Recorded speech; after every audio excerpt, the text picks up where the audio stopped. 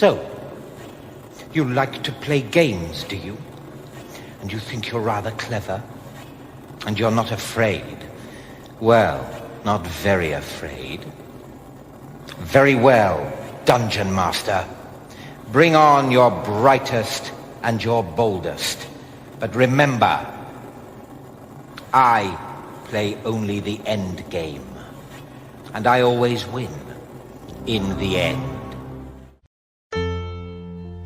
It's a god-awful small affair to the girl with the mousy hair, but her mummy is yelling no, and her daddy has told her to go, but her friend is nowhere to be seen.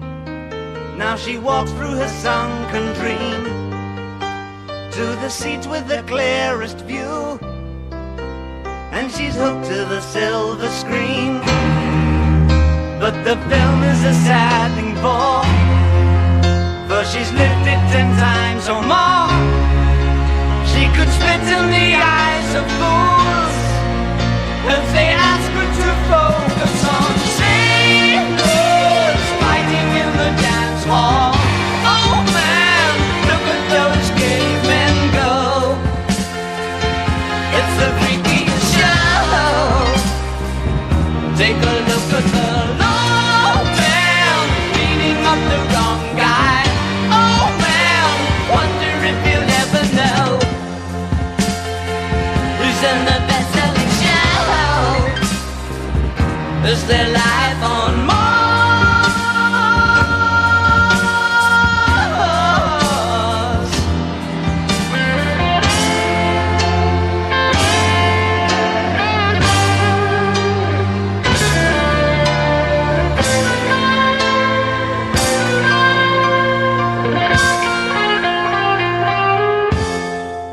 You got to press start to go back into the game. I think that's a given. Right. Let's see if it does it. Hang on.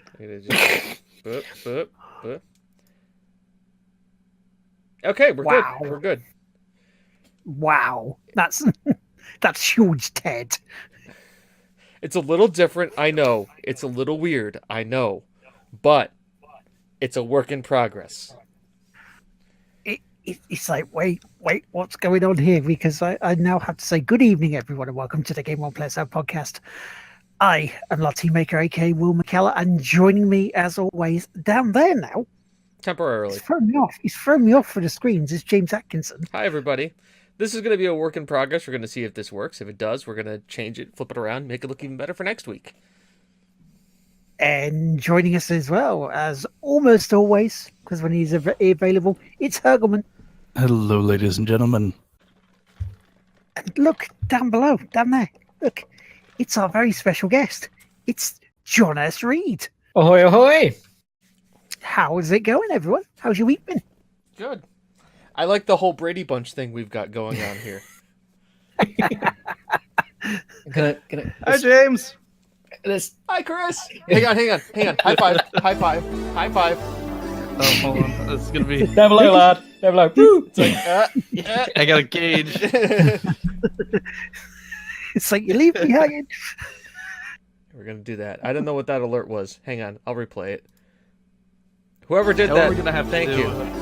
We're gonna have to get I don't know, somebody else to stand out of frame for someone, and just have you reach up, and then have Well, hang Kura on. sitting under the desk, just reaching up. Hang on. Oh no! How's that, Chris? T-pose. Oh, hold on. I gotta get a little closer for it, but because it's about this much. I have to sit on my desk to match the scaling. Yeah, we'll work it out. We're workshopping it. We're gonna workshop it. It's totally fine. We just cut and paste later. It's fine. Don't worry about it. Oh God, that means editing. We'll fix it in post. We'll fix it in post. Yeah. Future James, fix this in post. He's not gonna fix it in post. It's not how this works. Use a weird Photoshop afterwards. What's this word you keep using? I don't understand it. Photoshop? Lighting? Photoshop, that's Snappy Snaps, isn't it? Snap. You'll get some more doing. They'll come back in about a week. Is that okay? It's all right. You find someone else's, you see their junk out. It's like, oh, what the hell? Not again. Every time I go to get the film developed. Damn it. Occupational hazard, I imagine. Yeah, exactly. You always get like that. It's like the. I'm sorry. That just reminded me of a freaking incident I had at a former job. Chris knows the job that I'm speaking of. Oh boy. A couple brought a computer in. Oh, I remember this. It had viruses on it. Yeah. And now I like to think the best of most people, but they weren't the most attractive two people. And they're like, so we got a lot of viruses on this thing. I said, well, don't worry, we can take care of it. They're like, yeah. So are you going to be like looking through our computer? I said, well, part of it, we have to do a full scan of all the files and everything on the computer. Oh, we just to warn you, we do amateur porn. I just kind of stared at them and went, okay. They're like, so you might find some stuff in there. I went, okay. They're like, so don't be weirded out. And I went, okay. Okay. I'm like, they're like, yeah, it's in this folder specifically. I'm like, okay. Yeah, they really don't want you to see the stuff. It's like I'm like and like they're getting really close to each other. I'm like, I'm just gonna we'll talk to you later. Thanks, I got this now. And at which point, like, they said bye, and I left the computer there, and I went and I immediately grabbed latex gloves, and I disinfected the shit out of that thing. And then I had somebody else work on it. Yep. And guess what they found? I didn't find any porn because I didn't go looking for it. No, they just connected it and let the remote tech find it. Not my job. The one thing we had the perk of we could just let the remote techs handle it. Yeah, let the remote tech. We actually had to. Yeah.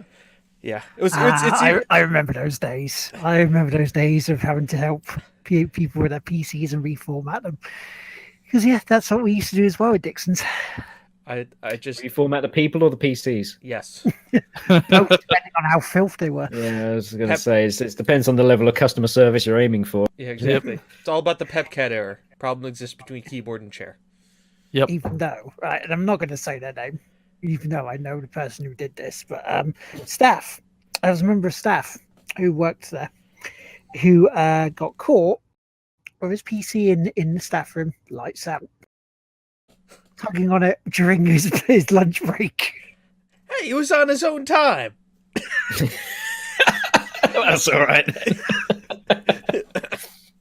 That was the downloading in the staff room. Nobody. I don't even talk about what happened in the staff room in the job that I worked. Just needless to say, lots of disinfectant was used all over. And I'm not like a guy who promotes disinfectant use, but like afterwards it was just like, yeah, we need to like bomb this place with Febreze and disinfectant. I mean, this is sort of up there with one of the guests we used to have. We had on Lucy from Loading Bar, who decided to. Well, when she was working at Loading Bar, went into the gents' toilets to clean stuff out and found a pair of pants lying on the floor. Once again, I thought that meant like we were talking about the English version of pants, which you guys meant like underwear. But I was thinking like a pair of pants. Like a guy just left his pants on the floor. And I'm like, guy left his like just regular ass like. Yeah, I'm like, did he just go bare ass back out into the bar? Or is he just wearing like his underwear? I'm like, how did you guys not notice this? So in my mind, it made the story a lot more interesting than an already interesting story that much more interesting. I mean, there's also dance off. There would be a lot more comedy in him forgetting to put his trousers back on. And yeah, but if you think about this, like, there's always that one guy at the party that gets so drunk that if he didn't have his pants on, he would have just like left them on the ground someplace. Frank the Tank, we normally call him. Yeah, there's always that one guy that is just like, how are you functioning at this moment? How do you human?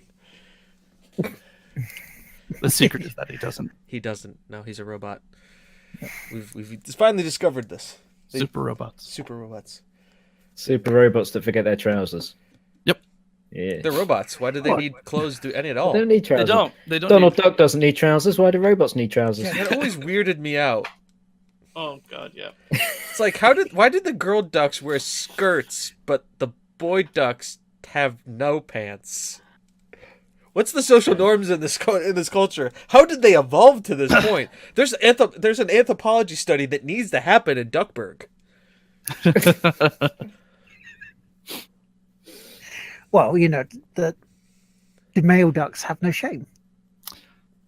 Well, they do because they're putting a towel around them, but only when they come out of the shower. Yeah, that's the other thing. Like, why? Why even do that?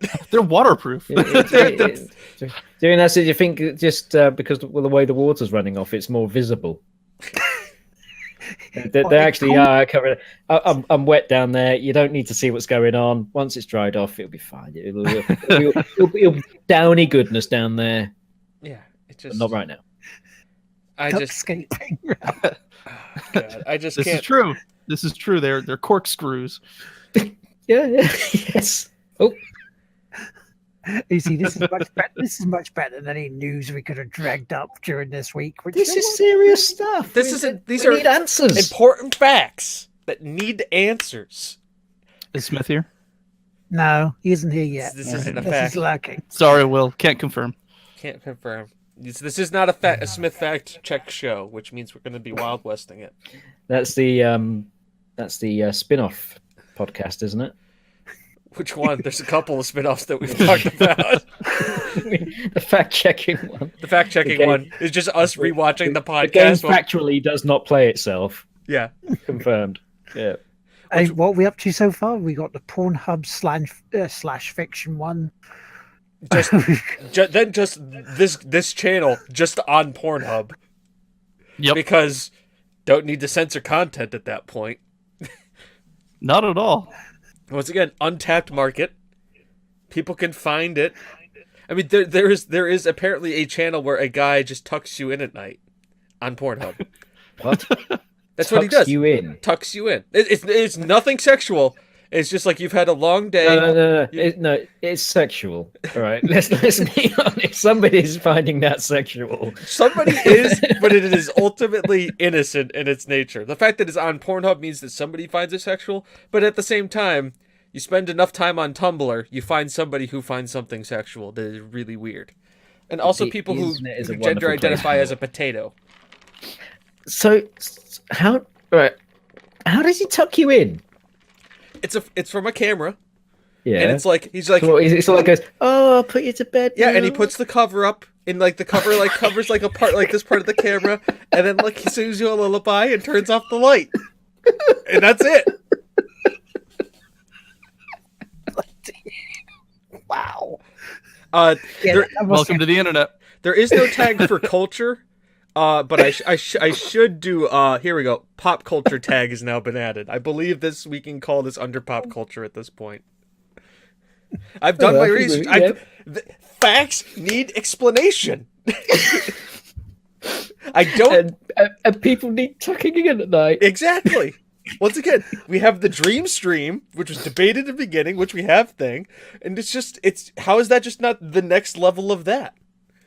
Like somebody, Yeah, I mean, like it makes sure you don't fall out of bed while the stream's on. I exactly. mean, you could hurt yourself. We don't want that. Of course not. The How- people want that. Is not having. Here's the thing: as a responsible adult, let's take this to the even furthest level.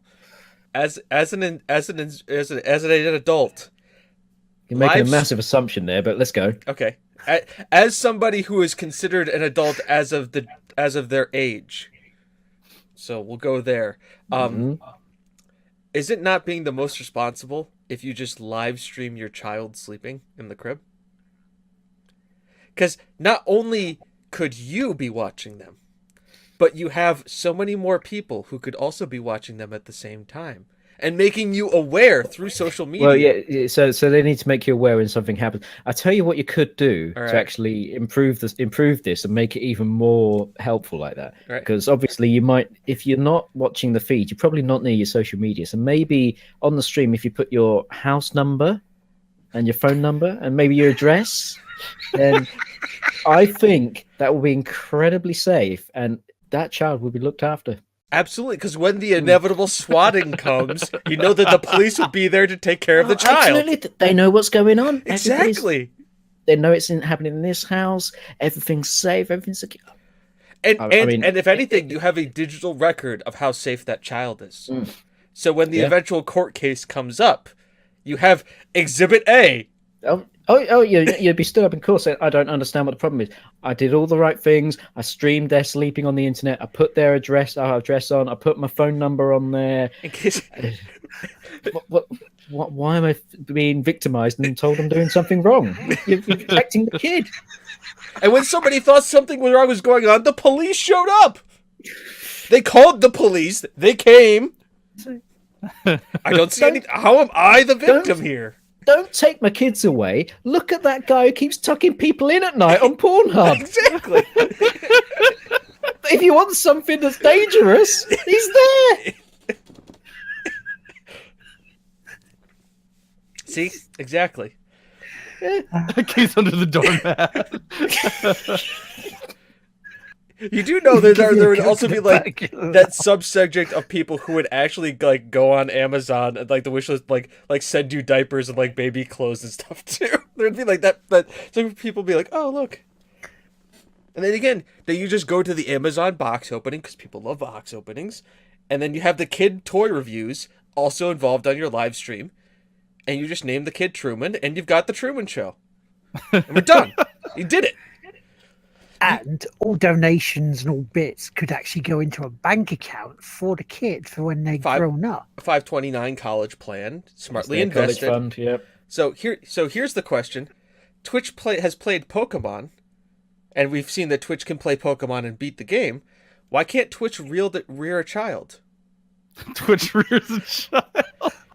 And they say it takes a village. Why doesn't it take a social media group? Why couldn't a Twitch community raise a child? Because they can't physically hold the spoon and go, here comes the train. True. The hype Get train. Elon Musk involved. I'm sure he's got a machine Come for on. it. You can't, we have robots that can open doors for other robots. We can get a robot arm to feed a child while somebody Skypes in through Discord because they are patron level high enough to be able to do that, to sing the lullaby to the kid. And if you're a top tier subscriber, you get to sing the lullabies. Yep. Rotating schedule. Yep, absolutely. And as Patreon bonuses. Yep, exactly. And then I mean, people will pay money to watch for the upkeep of this child. Yeah, so you're actually be involved in its interest. And how it's not going to be weird at all. And how is this a bad thing? Number one, you're finding a way to fund your child's education. You're making sure that they're well kept and trained and cared for. It gives you more free time to go out and work to once again earn more money as a household, contribute to your taxes, make sure that you have 2 working houses, that there's food in the house and everything. It is anything but a positive thing. As a parent who's doing this, basically your job shifts from looking after and loving the child to making sure the internet works and the PC's running so that it can stream the stuff. Exactly. And isn't that where most of the parenting is going nowadays anyways? Oh, yeah, absolutely. So why not monetize it? Isn't it like how every great thing has happened? Here's this great thing, how do we monetize it? You always run the risk, though, don't you, of having that awkward conversation with your child. They get a bit older, they start using tablets and phones and computers and things. And they say, Dad, why am I on the internet now? I can see my hand moving. It's the Spaceballs moment where they're like... It's the Spaceballs! Yeah. We're looking at now. What happens now is happening now.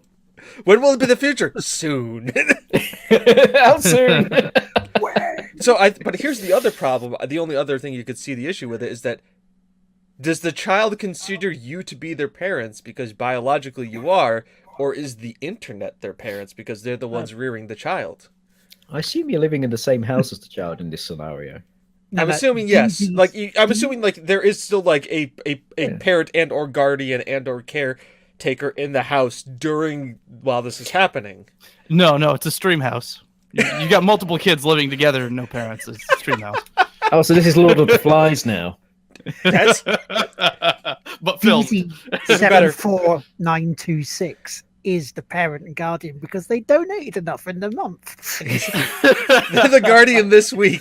They have the power. They signed the power of attorney. Legal guardian is. We've got the power of attorney paperwork signed and notarized right here.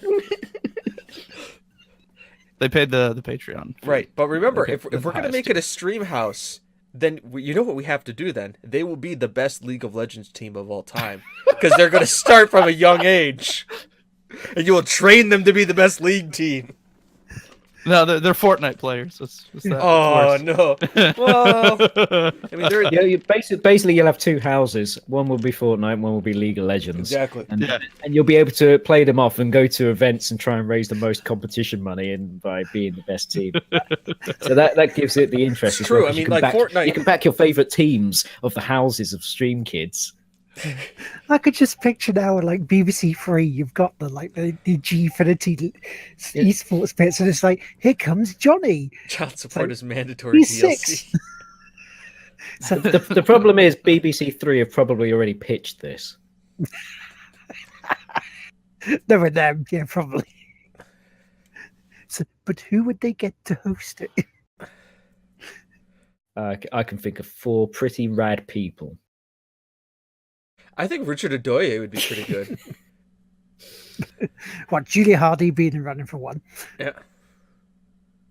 And then you've got, who's that guy? Who's the guy who presents Gfinity stuff at the moment? And the F1 esports.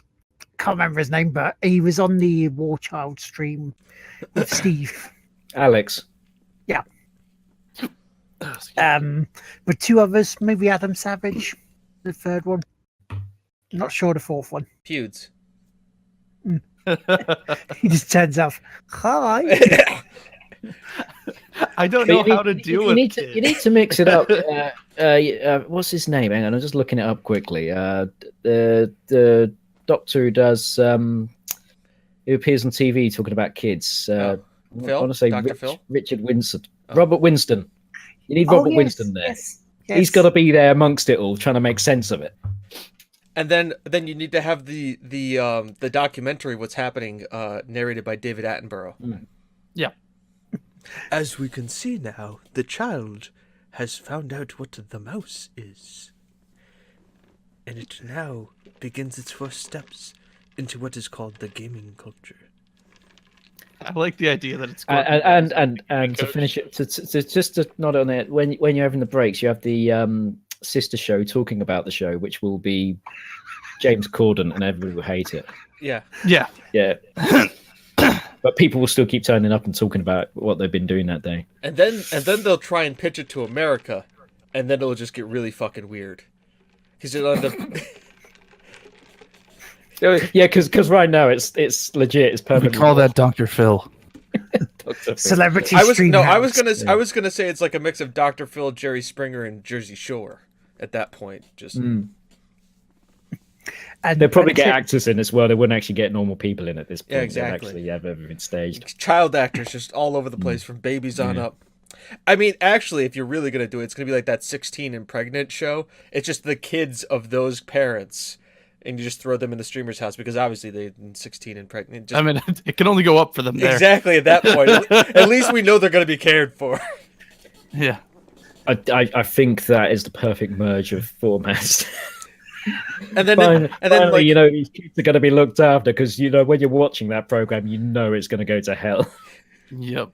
It's the next evolution from Big Brother. You know. And also, Tim, child support is microtransactions because it's ongoing. it's why the subscriptions. Loot crates. Loot crates. They just fly in a crate of random crap to the kids. Amazon you pay for this drones. loot crate. The drone just flies overhead and discharges whatever's in it and jettisons it over the garden. Go nuts, kids. You open it up, it's like, is it Why Ribena? is it full of snakes? Do I get Ribena? No, you get the bottle of Jack Daniels. Oh wait, that's Daddy's gift. Who are Sort of you? like gambling. Who are you? I'm the one that provided your genetics. Genetics are overrated. They don't work. At that point, would they stop calling you Dad and call you producer? I think you find it's executive producer. Executive producer, exactly. Oh yes. So if the kids fall ill and they get better, is that a patch update for? Imagine the live stream. I think that's a side quest. You've got to try and raise the money to get the medicine. Yeah, because they don't go to the NHS; they're privatized. Well, they're stuck in a stream house anyway. This is all private, so you've got to pay for it. This is the ultimate social experiment. Like this what we're talking about is like the ultimate definition of are people inherently good or are people inherently evil? This is true. Like it is like the like because taking something completely innocent in its own right and being in charge as a community to do that. It's an interesting thought.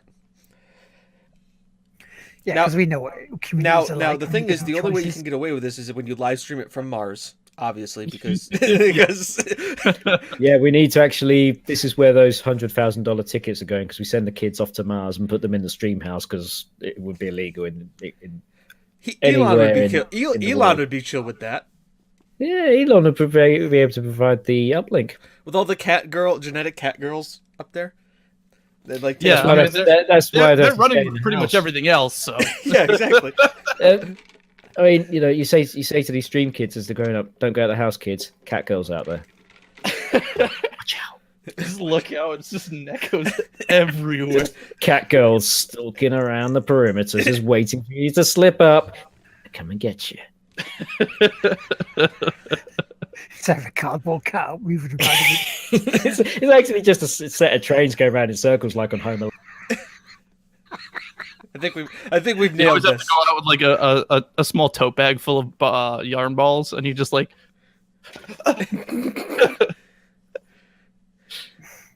So that's news then. Yeah. So that's is that news? That's news. That was news. Facts. 100% facts. Dare to disprove us. I dare you. Do it. I'll wait. Yeah. Prove we're wrong by doing the thing we've just described. And tell us going and getting by actually going and doing it and telling us that it's not fine. and we'll go, yep, fair enough. Okay. You proved us wrong. Nice work. It'll only take you maybe 18 years to do. You know what? When you've got a point to prove, it doesn't matter how long it takes. You just get in there. That's very true. That's very true. I've got somebody at work was telling me about a bet his friends had, where they're talking about the Amazon drones, saying, "Are they ever going to happen? Is it ever going to be a real thing?" And one say, "Yes, it's a dead cert," and the other one says, "No, it's never going to happen." And they have a bet, and it's an expensive bet. They've got to take like their friends and their families and everything else out to an expensive restaurant. But of course, you can't say, "Oh, it's never going to happen." So they've put a 10-year deadline on this bet and say, you've got to get something delivered to me within 10 years by an Amazon drone to win this bet. Otherwise, I win. So this guy's got the waiting game on right now. But hey, it's worth it because you prove a point. Well, they've already tried that in London. It's like within an hour they can get it to you. Well, yeah, they can do that by courier anyway.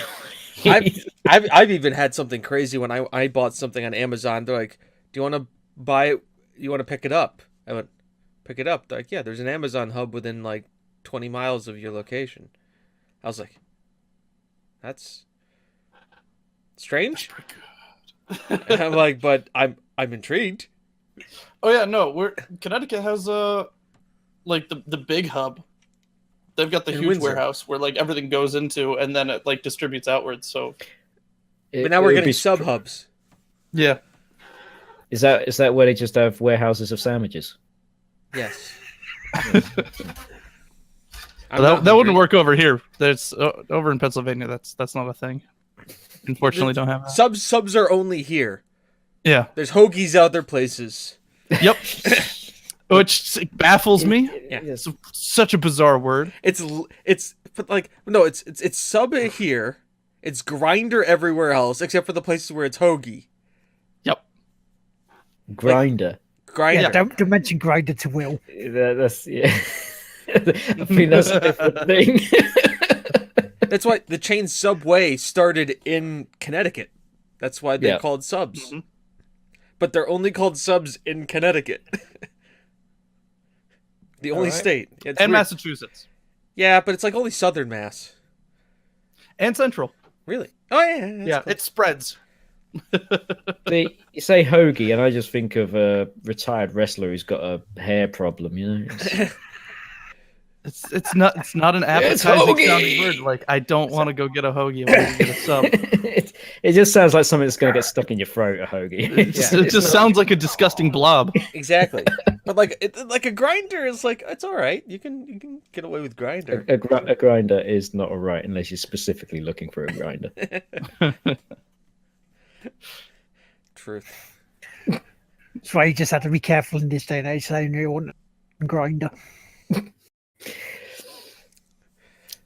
So, needless to say, there's not a whole lot of video games this week. I figured something like 40 minutes in, we should probably let them people know. It's not really any video game news this week. Nope. Fallout's getting a patch. December 4th is supposed to make the stash size higher, which is good. And then people assume Bethesda. Yeah, because over a canvas bag. Yep. That looks more like a bin bag that's been painted on. The best quote was because they said due to material shortage they had to go to nylon. They're like, yes, of course, the great canvas shortage of 2018. Yep. Do you know what they're doing for the refunds though? They're giving people 500 atoms. Yeah, which amounts to $5. Which also you can get for just playing the game for what? 5 hours? Okay, so that's the thing that all of the everything annoys me with was everyone under the sun is like, oh yeah, and they included microtransactions, and it's all just like, yeah, it's for cosmetic shit that you unlock for free. And then also resets then they reset the challenges every week too for the cosmetic shit. Every day. That's when it's completely optional. What's the problem? It's Ask Will. Let's ask Will. It's completely free. That's the thing. It's a grabbing scheme for shareholders, and it's not right in $60 games. Because if it's loot boxes, it's gambling. But it's not loot boxes. It's not loot boxes. This is microtransactions for buying gear. It is legitimate. Like, you select what you pick. Yeah. And it's free and easy to get. I could buy all of it now. They're giving you a choice here, Will. They're saying, is your time to get this thing for 5 hours more valuable than the $5 you've got to spend to buy the thing? To me, they're doing you a service. They're saying to you, your time's valuable. Don't dick around playing the game. Just have the stuff for a few dollars and pounds and give us the money so you don't have to play it.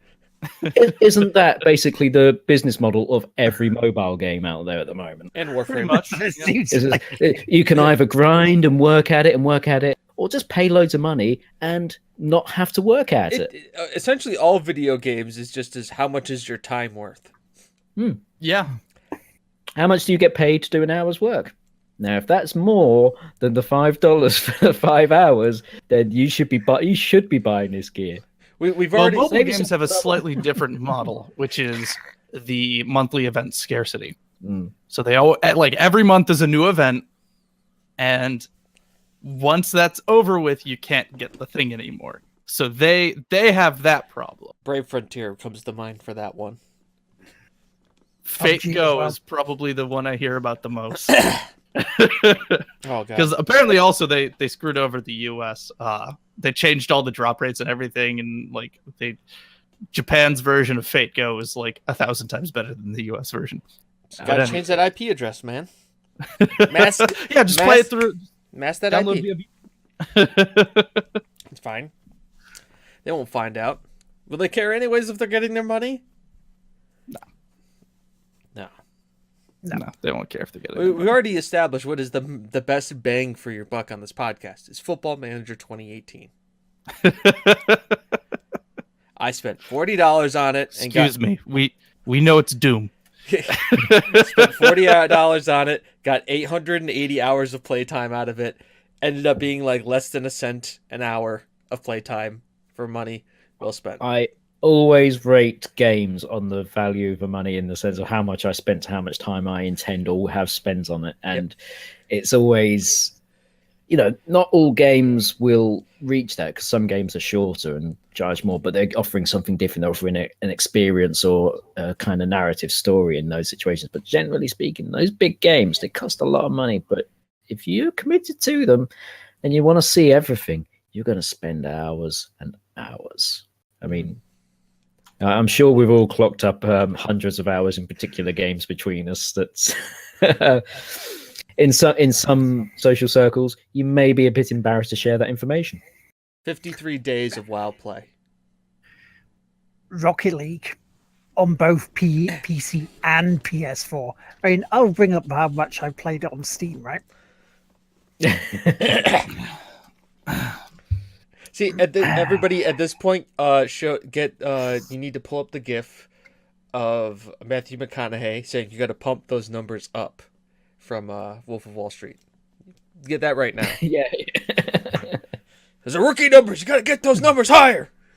I'm just gonna 75 hours on Rocket League on PC. I'm just gonna. That's not that much. I was expecting more. I'm just gonna send On PS4, it's going to be you're looking well over 100 hours. I got 60 hours in Football Manager 19, and I've had it for a little over a month.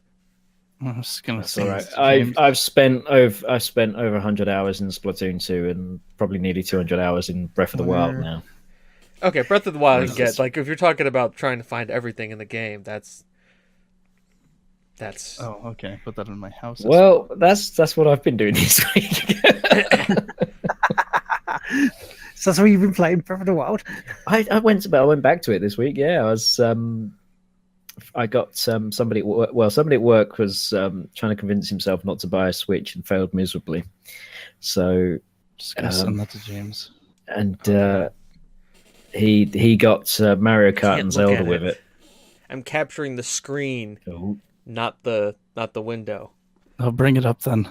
Because if I click on it, all of this falls apart. No, because when you go back, it'll go back. This is held together with duct tape, everybody. Duct tape and prayers. We've been over this. Just gonna send that to James. If you send it to me on Facebook, I can pull it up on the other screen. I don't have. I've not logged into Facebook.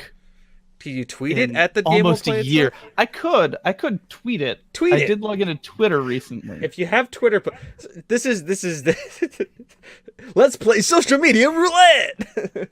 I'm like slowly avoiding social media. We're connected to everyone here. All right. Is it bad that I don't know half the people who show up on our news feed for TGWPIS? There we go. I'm like, should I know these people? Well, the thing is that here's the loop of social media: is you log into your favorite thing and you scroll down, and that's it. I can see that. Anybody? We will. I need to. Let's. We'll retweet. It gives your thumb a good workout. I mean, if you need to exercise your thumb, social media is doctor recommended. We will retweet that. So we can just go to the Game Will Play Itself Twitter and just look at that. Here, actually, I can just do this.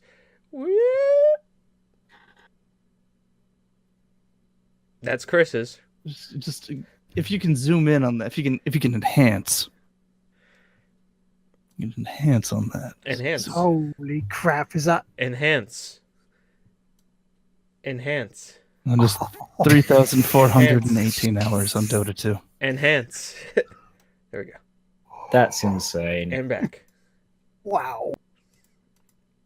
I thought over 362 hours on Zen Pinball 2 was something. No, when people say they spend a lot of time on a game. You got to get those rookie numbers up, man. That's my big one. My second big one is Dungeon Defenders, which was a great little game. Dungeon Defenders 2 is okay, but Dungeon Defenders 1, I have 874 hours on. Wow. Dark Souls 3, 387 hours. Wow. That's 371. I spent a lot of time gaming, I was going to say, is that 371 hours in Dark Souls? Yep. Was that 370 hours screaming incoherently in 1 hour game? No. Oh, no, 387. 387 Oh, hours. you got 17 hours of actually playing the game and the other hours screaming at it. And the Yeah, pretty injustice much. of it. Yeah. Well, no, Dark Souls 3. Dark Souls 3 was the one that was good. That was the one that felt right. Dark Souls 1 was like 30 hours of this is all right. Then like 20 hours of I really like this. And then 226 hours of why do I play this game? Now, in contrast, I only have 90 hours in Dark Souls 2. And it's distinctly because Dark Souls 2 is a burning pile. But Dark Souls 3 definitely is the most because it's worth it. What else do I have? I got a lot of games. Yeah. I think the ever expanding backlog is an issue for all gamers now. Yeah, that's a thing. It's a big thing. Steam sales are the worst things for that. See, I have a theory about this. I say this to my wife. You know what? When I go out and buy a game, I'm not buying the game so that I can go, oh yeah, I'm gonna go and play this. I'm gonna play it all the way through and everything. I am buying the promise that one day I will have the time to play this game and enjoy it. I'm promising myself optimism and hope that I will get around to this game one day. That is what I am spending my money on. Not the game, just the idea of maybe one day playing it, which is awesome. And here's the other thing too. With the advent of digital games, you no longer have to feel guilty about having that disc sitting there waiting for you to play it. It's just in the ether. You don't have to physically store it unless you install it on your PC, but then you can quickly delete it and reinstall it. You don't have to worry about them just piling up in the corner and your wife or your girlfriend staring at you like, why haven't you played this game yet? It's not even out of the wrapping yet. I can see how much you spent on this. You know, that all goes away because they're not going to log into your computer and look at your Steam library.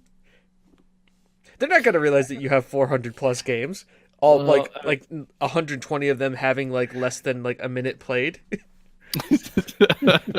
It's like, you played this for 5 minutes and never went back to it again. Yeah, I like this. I'm going to come back to it. But you spent $5 on it, which means you got $1 per minute out of it, which means if that's your go-to for the money thing, if that's your go-to money, then there you go. You hit the bargain. You hit the bargain. That's the important thing. Like I bought Alpha Protocol for $3.74, spent an hour on it, and then uninstalled it because I'll play it again later. But I was like, still made out. Less than. I try and aim, and maybe this is me being stingy. I try and aim for £1 an hour. Yeah.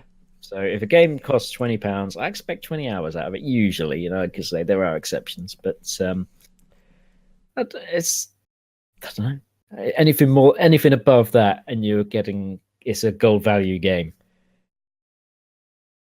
That's a right amount. Looking at that. Yeah, I think that's the go-to. I think what is it? Yeah, because you say they want most $60 games to be at least 60 hours of gameplay, or like 20 to 40 if it's like a deep, in-depth story experience, a la God of War or something like that. Because God of War you could probably beat in about 40 hours or so. And that's doing almost everything. But because of how much of a story it is and everything, it's there for you. Plus, it's an open world after the Fords. I think that's a huge deal too. Yeah, I think if a game opens up after you've finished it, that's an important aspect. Funny enough, I was chatting about this the other day, talking about Mario Odyssey. It takes less than 10 hours to finish the game. But what opens up afterwards is hours and hours of gameplay if you choose to carry on. Which is a nice curve, isn't it? Because those people who play games and aren't so good at it and won't be able to beat all these mega hard challenges at least can see the story through without feeling like they've missed out. Whereas us seasoned, arguably veteran gamers, we want to see all those hard, difficult levels and all the hard bits and the challenges. We want to get through to the end and actually have that experience because the gaming is the adventure more so than the story, I guess. Yes, but can I beat it with one hand tied behind my back, blindfolded, upside down, while having a tub of water slowly draining up in this vat that I'm in? If I don't finish it, I drowned. Yes, we call that Bayonetta.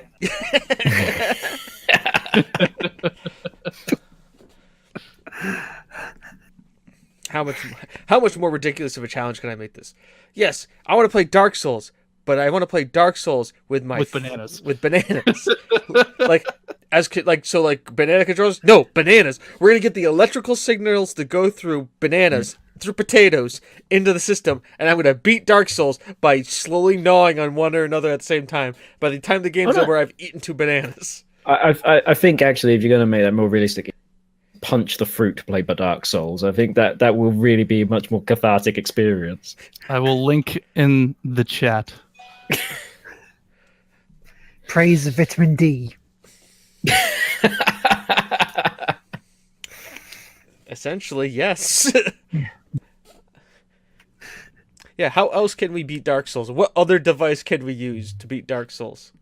The guy's literally beating it with bananas.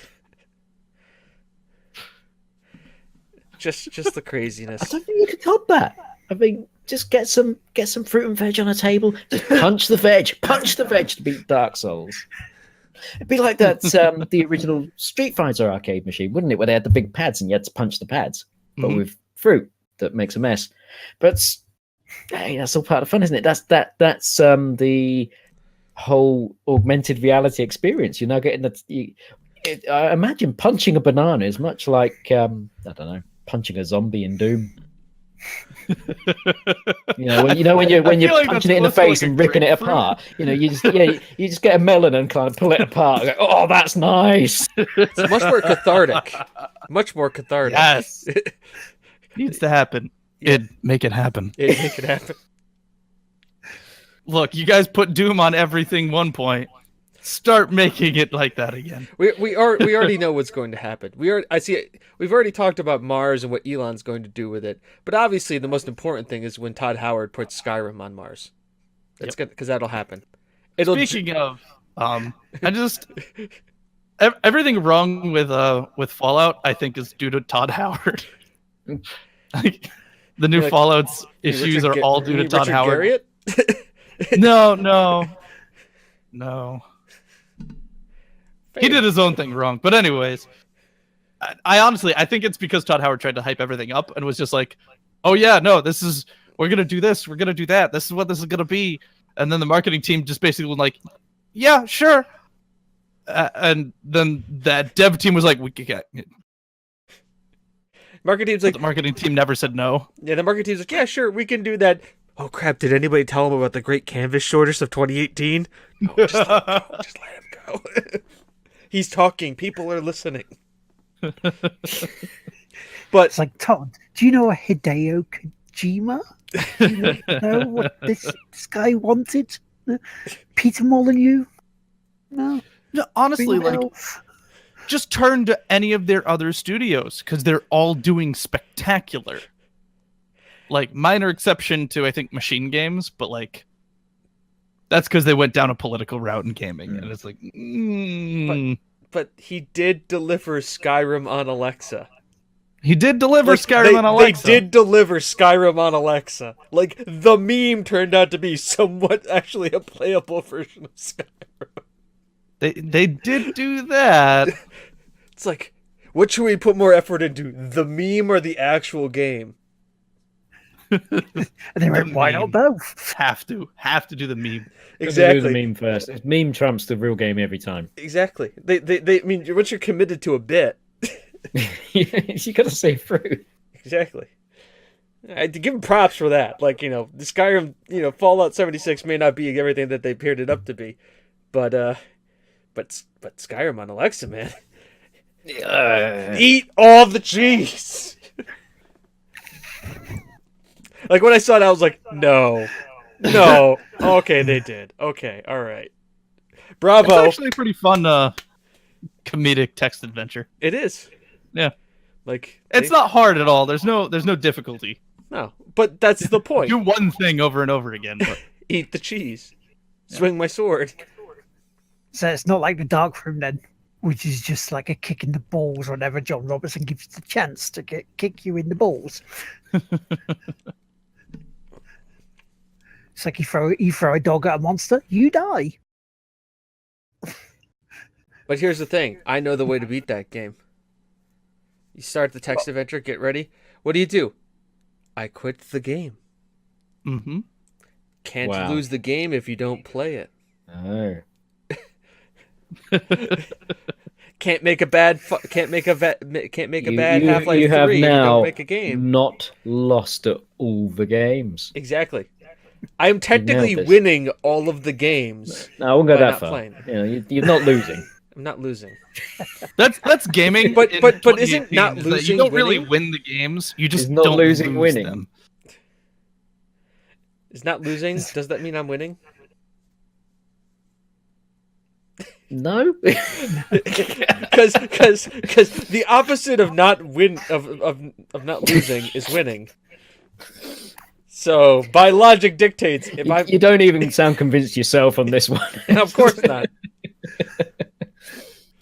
The problem is you want to play all the games. I want to play 90% of the games that I have on here. The other 5 of them I'm pretty excited for. 4 of them are kind of confused. One of them was just drunk. Play at least half. 1% of it was just drunk James making a bad decision. I just want to play at least half of my Steam library. Oh, Lisa's getting Nice. addicted to a game. What are you getting addicted to? I'm interested. Oh in this. boy. Well, I'll sit and wait. I already know what this is. Is it a mobile game? No. Is it like Will and Candy Crush? Because I will Is still it a game guilt where you trip. have to drink Yes. from a big hydrate Yes. bottle? See- You seem well into that one. Yeah, I've got Action that. Hank. Winning. Action Hank. Action Hank, yep. It's like a assault course platform, which is very score It's a chasing. platformer. I don't do platformers. Which other people like even Ibsy have been playing as well, and JDub. And yeah, it is quite addictive. I did stream it about a couple of years ago, so it is on the the YouTube channel of the Game On Play itself. So I you're not already following? Go Plug, plug. Oh, we don't shamelessly plug anything here. Yeah, no, not at all. Right. So speaking of which, let us move on to playing. I know, John, you started saying what you were playing, so please continue. Oh, well, I was just saying I decided to dip back into Breath of the Wild after giving it a break for on and off for about a year, really, I guess now. And I'm going back to get all those Korok seeds because I'm an idiot. Is this going to be like a challenge, 200 like or something? Galaxy? Yeah, okay. I have a life, so I've got to make some concessions. I've got up to 300 Korok seeds with no help, but now I'm going to start using maps to just guide me in the right direction so that I'm not aimlessly wandering. There have been times I've just been strolling around for an hour and not found anything, and then suddenly I trip over 3 of them with one go. So I think I'm not doing that anymore. I haven't got the time. But I'm going to find where they are, locate them myself, solve the puzzles myself with no help. They're not usually tricky puzzles, but some of them can be stubborn. And that's going to keep me occupied on Breath of the Wild for, I don't know, let's say a Korok seed every 5 minutes is about right. That's a lot of minutes. I'm not going to calculate that because that'll make me sad. But a game I have been playing a little bit of actually is something I streamed last week called The Bug Buster, which I don't know if any of you guys have played a game at the arcade called Pang. I remember I feel like So you got the guys at the bottom of the screen, and you got bubbles bouncing around, and you got to shoot the bubbles, and when you shoot them, they split up or whatever, and it's all carnage and everything. So the Bug Buster takes this vertical kind of you're in a room thing. Bugs come out the ceiling and out the floors and from the back, and they're like mutant alien bugs or whatever, varying difficulty, and you've just got to shoot them, and you can only shoot up. So if they're at your side, then you got to avoid them, and you got these little dart moves, and it gets progressively harder and harder. Each room you got to be in you got to clear it out in less than 3 minutes. So there's a time limit to get rid of them. It's really frantic and fast. It's a lot of fun. It's already been out. It came out on Switch. It was ported on Switch a week or two ago. It came out, and I managed to get a code, and I did a stream of it for a couple of hours, and it was me just basically screaming at things and making really weird noises as I tried to squeeze through. As a game you can just pick up and quickly dip into for those short periods of time. It's loads of fun, and it's a co-op shooter because you can both be blasting those bugs together. Oh, sweet! That sounds pretty cool.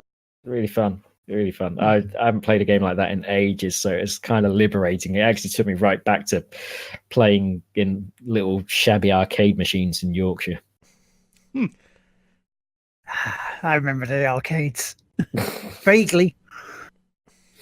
The last time I was at a proper arcade was Play Expo. Back in London, back in day. Yep. Old London Expo. That was actually really good. Did you get to go on that Street Fighter whack-a-mole machine? I didn't know. No. The thing was, when we were there, we mostly played the pinball machines there because we just sort of got a hankering for doing so. And with the crowds being elsewhere on the arcade stuff, we bugger it, we'll do this. So it wasn't working for most of it, which is unfortunate. Basically, there's a story behind this machine. So imagine Street Fighter Champion Edition or Street Fighter Turbo on the screen, but instead of having a joystick and buttons, you've got to whack the M. Bison moles that pop up from underneath, and then your character is doing special moves on the screen. They found this here in Margate at Dreamland. They were refurbishing the amusement park, and they found it in a wall that had been plastered behind a wall that had been plastered off. It was in a hidden room. Wow.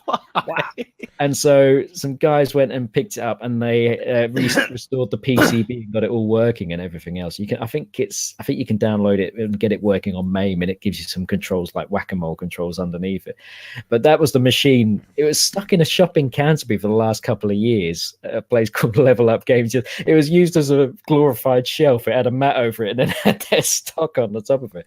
And so it ended up at Play London this year, so finally people could actually have a go on it. But it's weird. I think it's just one of those prototype machines that they rolled out to a few places around the world, and it never did anything, and they just forgot to collect it. So yeah, Street Fighter Whack-a-Mole. It's what all the cool kids play. I want to see the competitive. You want to see it on the esports scene now? That's the next esport. It's a Rob Sedgbeer idea, isn't it, from White Awards? Before he goes, licensing shit. So I'm just going to quickly say what I've been playing, because it's not been much. Some golf with your friends. I've been playing that with Lisa, who's in the chat with us. I quite like that as our sort of crazy golf, mini golf sort of game that you can play. I wish they'd do more courses though, because I feel like there's enough. Even though there is a game mode, it's like a key version, so you have to, rather than put it in the hole, you have to score a goal with it, and it's a hockey puck instead of a golf ball, which changes the dynamic for some of the courses really, really well. I mean, that's the mode where you have the actual goalies in front of the goals and moving back and forth on a track. Yeah. Then it works. It's great fun, great time. Played a little bit more Forza Horizon Will. Because this week I've been trying to take it as much of a rest as possible from stream because of the week before, and it kind of didn't go very well, the resting part of it. But played more Fable, grinded on Fable, got my 5 stars on cutters and my blacksmith. So that's those 2 jobs done, ready for Sunday as part of Streamsember, and that's pretty much it. That's pretty much it for me. You've got an invite for a good time from Dougie in the chat. Yeah, stop playing with yourself, lad. I'm free to help play with you. Well, Dougie, that's not free, you know. I've heard that's a proposition if I ever heard one. Oh yeah. Right. Chris, what have you been playing? Enough. I've been playing a little bit of Fallout 76. I found a really good spot to grind XP. And I started a second character because I want to try and do like a super heavy strength build. They're adding probably respec in the luck. next patch. They did add a respec. And so I have the second character that will never get played again. The next bit, I did a little bit more Dota. Yeah, I added more hours. Gotta get those numbers up. I gotta get those numbers up. I played a lot of Heroes of the Storm. So you're playing that with Regis. Playing that, yeah. We're trying to get to gold and then try to form a small competitive team. I will not be a part of that. That's perfectly fine. Dungeon Defenders 2 is the next thing that I've been playing a lot of, and I've been enjoying it more than I expected. They've definitely improved the game since it came out by a lot. So, yeah, that's it. What have you been playing, James? Weirdly enough, Destiny 2 with actual friends. I played with a group of 3 people. Me and 2 of my friends. And we voice chatted. And we played as a team. And it was weird. I didn't know what to do. I'm so used to playing this game by myself or with 2 other people that I can't talk to. Except for, like, crouching down or, like, jumping. Like, typical MMO stuff. How do you communicate? You just jump. Jump and point a direction. Jump and point. Crouch down. Nod. Shake your head. Yeah. No, there are ways to communicate, but it was really weird. And I was like, I don't know what to do. And then it was even weirder. It's because I got a message tonight, be like, "Hey, do you want to play Destiny?" I was like, How do I? Yeah. Yes. Is that the answer? Yes. Normally it is. It was weird. Yes, Dougie. Full lobby. I've also played Football Manager 19, but when don't I play Football Manager 19? It's your editing game of choice, isn't it? It's my editing game of choice. If I edit the podcast, I play Football Manager. Video rendering, play Football Manager. Uploading to YouTube, play Football Manager. Upload the pod in, play Football Manager. Watching football on TV, play Football Manager. Oh, they're playing like shit. At least my team's playing good. How do you advance the game? Press the space bar. But how do you play the game? You press the space bar. Then you buy and sell players for like 1 week out of the year, and then you go back to pressing the space bar. It's not a hard game to understand. Ignore the girlfriend, play Football Manager. No, talk to the girlfriend, have a conversation, watch a movie with the girlfriend. Play football While playing Football Manager. While playing Football Manager. Are you playing the game right now? Yeah. What do they do? Are you playing a match right now? Yeah. Don't you have to control the guys? No. Bore her to death with Football Manager. She's in the chat. If anybody wants to criticize you on playing Football Manager, it's just it is admin. I mean, you are learning to be a more organized and disciplined person by sucking your time into this game. It's good for everybody. It is very close to what I do for a living too. That doesn't surprise me. It's like, oh, do you like dealing with spreadsheets and numbers and tactics? Oh, this is a great game for you. Yep. Come on, everybody loves a good spreadsheet when it works right. Exactly. Essentially, isn't that what most 4X games are anyways? They're just spreadsheets, sometimes with nice graphics pasted over the top. Speaking of which, I've also been playing some Stellaris, because that's coming out soon. They got the new the new DLC comes out next week, along with the new patch, which basically completely overhauls the game and makes it a next one. Like a new game. So you have to relearn it. And it looks again. Because Paradox, boy, do they know how to make a DLC. We want to talk about loot boxes. Paradox knows how to be like, so you want to buy this DLC, right? Well, this DLC slaps it, completely changes the game. And you can still play the game without this DLC, but you won't have as much fun as the other people playing with the DLC. And by the way, it's only $19, but you can get it on sale for $14.99 if you pre-buy it. And at that point, it's like right. So cute, man. It's like right at that price range where like $15, you say. More gameplay, you say? Yeah, I fell for that. Euro Truck Simulator 2. Beyond the Baltic Seas DLC came out, and I was waiting for it to go live. See, I know. Okay, all right. Give me as much guff as you want about Football Manager, but Euro Truck Simulator Beyond the Baltic Seas. The only thing I have to say is that are you stopped by the Russians? You better be. Is the Kiev run like you smuggling guns to into Crimea? Can I just say I kind of envisage the both of you on a truck journey, Lard's driving, going, "This is the dream," and you're sat next to him on a mobile phone, going, "No, this is the formation that we'll be doing this weekend, lads." And that is the whole journey. No. Both of you living the dream of managing a football team on a truck this is the dream. It's Truck Simulator, but we've downloaded the bus DLC. So Will is driving the bus as I'm sitting there coaching up the team on the bus as we go to the match for the Champions League. Good. That is it. That is when the bus breaks down, I come in and I just loot everything off of everybody and I leave. Well, that's when you'd buy the Car Mechanic Simulator DLC and come and repair the vehicle. So many good ideas tonight. So many good ideas. I'm surprised half these companies haven't merged their games. We're going to see all these games in a couple of years. We're going, we know where they got those ideas from. Like it's a great idea. Like just do Euro Truck Simulator and Mechanic Simulator.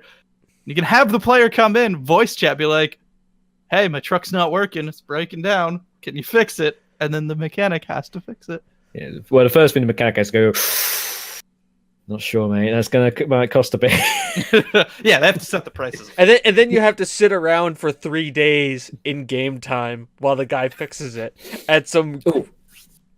And then he comes in. He comes in and goes, "Oh, Muppet did this," and the wife. When you go and collect the truck from the garage or the depot, then they've got some really awful tasting coffee that you can get out of the machine. Yep.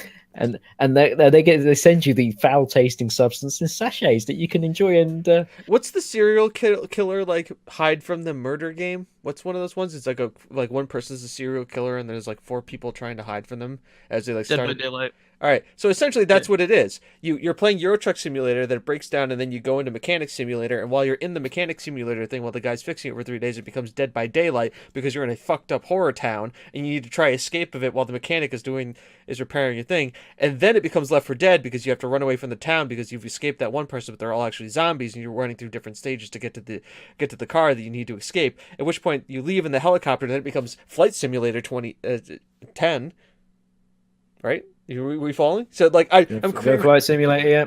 Yep. And that comes full circle because as the astute amongst us know, in Microsoft Excel they hid the flight simulator game. So we're all living in a spreadsheet. So we can do things one step further, and this is an idea that I've had for a long time for Dead by Daylight, and that is as soon as everything starts going, it turns into Octodad controls, Dad by Daylight. For everybody? For everybody. Everybody has to do it. Killer has to do it. Survivors have to do it. Everyone's running around with Octodad controls. The mechanic has to go through and do things via like Surgeon Simulator style. Or I Am Bread. Or I Am Bread. Oh. I gotta say, those games, absolute simplicity, pure stroke of genius. Isn't it the Goat Simulator effect? Because Goat Simulator was kind of the one that like, wasn't that the first one? No, the first one was Quap. Quap. Yep. Way back when, as a Flash game, Quap did a thing where it was just running, and QWOP were the controls, which is left leg's calf and thigh, and right leg's calf and thigh, and you had to run 100 meters and jump a hurdle. And it was abysmal. There you go. But essentially, that's all I've been playing. And essentially, we've built the ultimate fantasy for any gamer. right there. Just how you can play all the games at once. I think all the studios should get together, make this game. It will be the last game we ever need. Exactly. Ever. Because what is it? What is video games if not simulating real life? What if you can just get real life simulator and it's just games are our hopes and aspirations and dreams, and I think it encapsulates all of those things in that game. Yeah, and so be looking for the joint stream coming soon of Will playing Eurobus Simulator as he drives my team from Football Manager to our games. Yeah. Be like, okay, Will, we're going from Corby to Charlton. All right, everybody on the bus. It's the European Cup, everybody. We're here with the bus. Everybody on the bus. Ain't no stopping us now. It's who stank out the toilet in the back? All right, guys, we're in London. Time to get on the airplane. Flight Simulator. Hi, Punisher. Oh shit, I don't have Flight Simulator. Get something close. Ace Combat 6. This got really interesting. Why is Danger Zone playing all of a sudden? Shh, just let it happen. Just let it happen. Oh my god! Just suddenly you disappear with your sunglasses on. Can you? I mean, can you not play an Ace Combat game without Danger Zone playing? I can't. Of course not. It needs to be done. It has to. It's like part of the DNA of playing any fight simulator. All right. Anybody else play anything, or should we go to the wrap up? Let's go to the wrap up and let's do some pimping out for John. As you'd have guessed, we would like you to pimp out your stuff. Pimp out my stuff. Yes. Okay, I can do that. That's really... Funnily enough, actually, one thing I am doing, but you can't buy tickets for it anymore.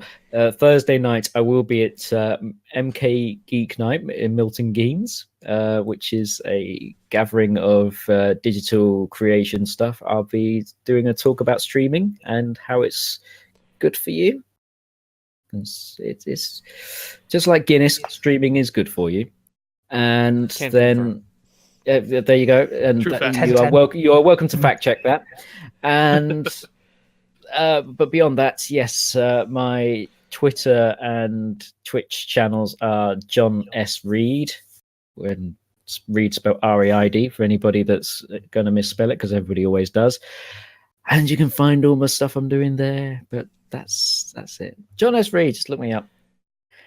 I'll look for John Reid streams. Finds me in Google results, which is really weird. But doing an interview for something else. It's a crazy world we live in. So yeah, check it out. I'm there playing games. Monday night is if you're going to catch me on my stream, Monday night 8 p.m. I'm doing Luigi's Mansion at the moment. I've never played that before. That's a lot of fun. Sweet, real scary game. I can believe it.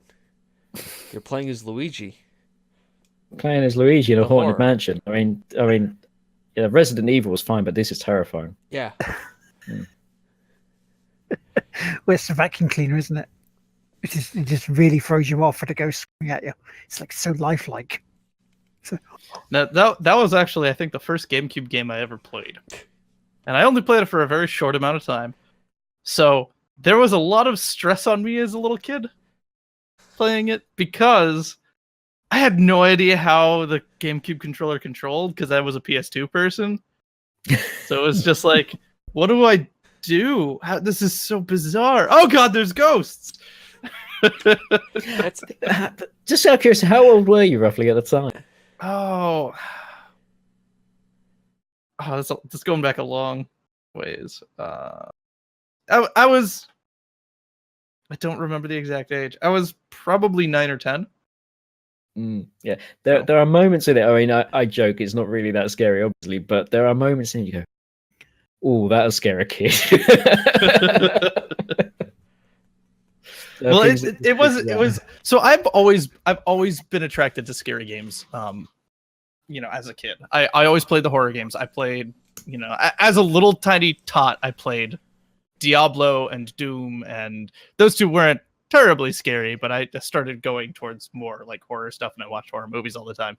But the problem with it was the helplessness of not knowing how to handle the controller at the same time as playing the game. That was the beauty of most early Nintendos, is like once you hit like the 64s, how do I fight the controls as much as I do the game?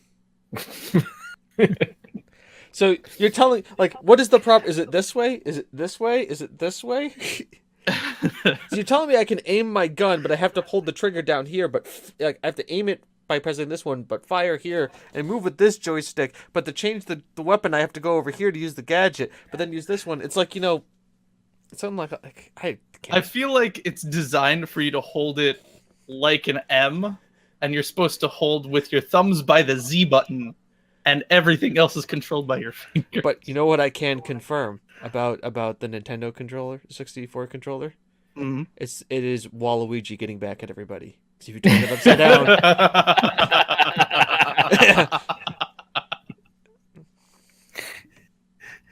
Beautiful. Can confirm. Nailed it. Actually, Fact I have checked. two USB N64 N64 controllers for emulators. Yeah. There you go. let Waluigi people was make on them. 64. Can confirm. 10 out of 10. He was the 64. Who was the 64? So, do we have any other shout outs? Chat, how you doing? Good to see you. Like you being there, Sterling work. helping us through this entire thing, putting up with us like you normally do. We really do appreciate you. Hi, audio people who will be listening to this. Once again, we do really appreciate you listening to the most visual audio podcast there is. Mm-hmm. Mm-hmm. We are definitely confirmed that. 10 out of 10. Aside from that, May I just give one shout out to all the children living in the stream house in the future are listening to this podcast. You're doing great, guys. Keep it up. Will's Toy Clearance, thank you for the 100 bits. We really do appreciate that. Wait until the end to do it, too. Yeah. Yes, rocking the Loot Crate D&D shirt. The D&D shirt that I wore to every D&D session. For obvious reasons. If it wasn't obvious enough by the fact that we were playing D&D, they all needed to know that I was an aficionado of this game. I had the choose your weapon, and it was the set of dice, and I tried to wear that every single time I could, with the exception of the one time where we synced up and wore the the one time we both wore the shirts, the TGWPIS shirt. My other car is a Porsche. yeah. Couldn't have gotten any better. That was that one 10 out of 10. There's a story behind that. It involves a stream, and we'll get that to you next week. Mm-hmm. So, If we remember. tune in. Yep, that's exactly right. Will's Toy Clearance again. Cough cough. TGWPIS merch. That's right. Yep. That is. I believe it is this link right here. http://shop.spreadshirt.com/TGWPIS. It's almost like chat helps us remind us to pimp out our own shit. We've got new designs you on guys. there. We've got one for Will. We've got one for James. I don't have one for me yet. You got the Hurgleman face. I do have the Hurgleman face. So, But James now has an official shirt style, which is the soapbox for his rants. yes, the soapbox. Oh, God. That'll be coming back soon. Beautiful. I have to get upset about something, though, and I've been pretty low-key lately. We need to send you one of those shirts. I'll buy myself one. Don't worry about it. I'll get myself one. All right, everybody. That's it. Good night, everybody. Thank you, John, for joining us. Peace. Amazing. Pleasure. Thank you for having me. Good night, everybody in the chat as All well. right, everybody. Time Chat, show. And great show running job. It's great time. We'll enjoy your time. It was great, much fun. Das Vidania. Bye-bye now. Bye-bye! It's on America's tortured brow that Mickey Mouse has grown up a cow. And now the workers have struck for fame, 'cause Lennon's on sale again. See the mice in their million hordes, from Ibiza to the Norfolk Broads. Rule Britannia is out of bounds, to my mother, my dog and clowns. But the film is a sad thing more, 'cause I wrote it 10 times or more. It's about to be writ again, as I ask you to focus on sailors fighting in the dance hall.